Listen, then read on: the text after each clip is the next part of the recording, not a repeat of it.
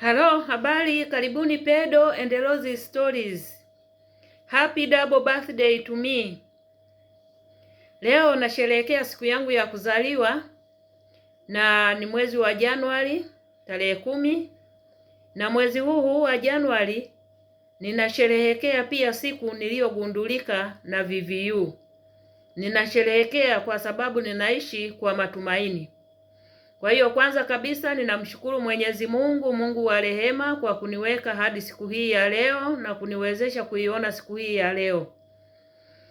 Bila kusahau niwashukuru pia wanasayansi ambao kwa uwezo wa Mwenyezi Mungu wameweza kutengeneza dawa za kufubaisha virusi, yaani HIV na fubaa, kutokana na dawa za kisayansi.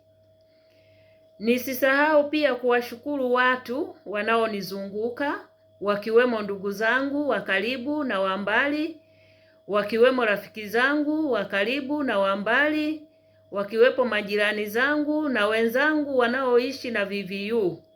Mnaoishi na VVU mjue kwamba tunasafiri katika boti moja.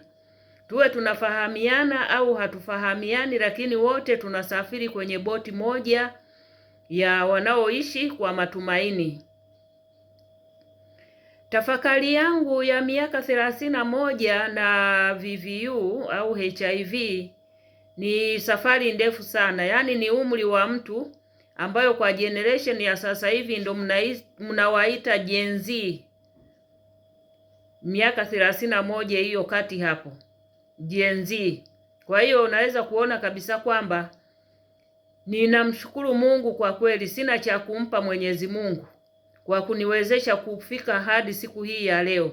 Sio uwezo wangu mimi, ni uwezo wa Mwenyezi Mungu. Sio kwa maarifa yangu mimi, au sio kwa ujanja wangu mimi. Ni uwezo wa Mwenyezi Mungu, muumba wangu, ambaye ameniwezesha kufika hapa na kuiona siku hii ya leo.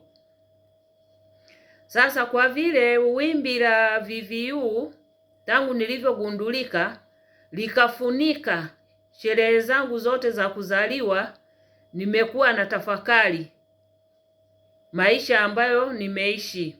Kwa hiyo tafakari ya miaka 31 na HIV, Januari kwangu huwa ni daraja la kutoka jana kwenda kesho. Januari huwa naiona ni siku ya asubuhi kwangu, yaani jua limepambazuka, jua linachomoza ile asubuhi, jua la asubuhi jinsi linavyochomoza, mwanga unatokea. Naiona Januari yenye mwanga, Januari yenye kuanza tena safari ya mwaka mwingine, Januari yenye kuniwezesha tena kuona mwaka mwingine endapo Mwenyezi Mungu atakuwa amependa. Kutoka jana kwenda kesho au mwaka mwingine. Naiona Januari yenye matumaini, kutoka hofu kwenda utulivu. Hiyo yote ni tafakari ya Januari. Kutoka aibu kwenda kwenye utu. Hiyo yote huwa ni tafakari ya Januari. Kutoka kwenye hofu kwenda kwenye maisha ya matumaini. Baada ya kupata ushauri na saha, nilichagua kuishi maisha ya matumaini. Na maisha ya matumaini niliyaishi namna gani? Na maana niliishi kwenye mwanga. Sikutaka tena kuwa kwenye giza la woga, giza lenye hofu, bali nikachagua niishi kwenye mwanga. Nikachagua kuishi kwenye utulivu. Nikachagua kuishi kwenye vicheko visivyo na haraka. Hayo yote ni maisha ya matumaini. Ikiwemo chakula, zikiwemo dawa za wanataalamu za kufubaisha virusi visizaliane mwilini. Na mpaka hapa ninapoongea namshukuru Mwenyezi Mungu kwamba dawa zinafanya kazi vizuri mwilini mwangu. Niko undetectable, untransmittable. Yaani U equals U, au U ni sawasawa na U. Undetectable, yani viral load hawaonekani kwenye mzunguko wangu wa damu, na niko untransmittable. Na maana kwamba siwezi nikamwambukiza mtu. Nikikupikia kula, Ukija nyumbani kwangu, kula, lala, oga, ishi maisha ya kawaida kama jinsi unavyoishi nyumbani kwako. Na hata nikikuvisi nyumbani kwako, usinihofie. Hata tukila wote pamoja, usinihofie kwamba utapata maambukizi. Huwezi kupata maambukizi. Hata kama ni kanisani tunasali sehemu moja, tunakaa deski moja, usiwe na hofu. Huwezi kupata maambukizi. Niko undetectable. Kwa hiyo, ondoeni unyanyapaa. Maisha ya matumaini ni kupambana na unyanyapaa. Kupambana na unyanyapaa ambao kwangu niliona kwamba ni maisha ya mtu anaogopa kwa sababu hana taarifa za kutosha kuhusu VVU. Lakini angekuwa na taarifa za kutosha hawezi akamnyanyapaa mtu yoyote yule. Kwa hiyo mimi niliyaona ni maisha ya kawaida. Kama mtu akininyanyapaa, basi ilikuwa ni wajibu wangu nikae na huyu mtu nizungumze naye kwa njia ya kumuelewesha. Na kama siwezi kukaa naye na kumuelewesha, basi nimwache aendelee na maisha yake na mimi niendelee na maisha yangu kama kawaida. Siku hizi na mtandao wa YouTube ninaposti video zangu. Nia yangu ni kujifunza. Nijifunze kutoka kwenu kupitia kwenye comments, na vile vile nielimishe jamii. Kile ninachokijua mimi katika miaka yangu 31 ya kuishi na VVU, niweze kubadilishana mawazo na watu wengine.